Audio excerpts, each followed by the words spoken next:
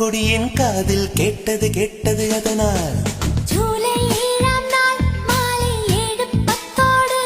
உந்தன் காலங்கள் உறைந்ததென்ன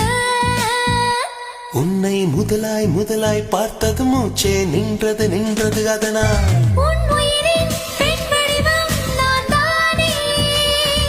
என் உயிரின் ஆண் வடிவம் நீதானே என் என்று ஏதென்று சொல்வேனே சில்லென்ற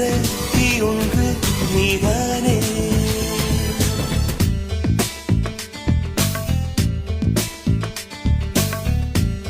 சகியே சகியே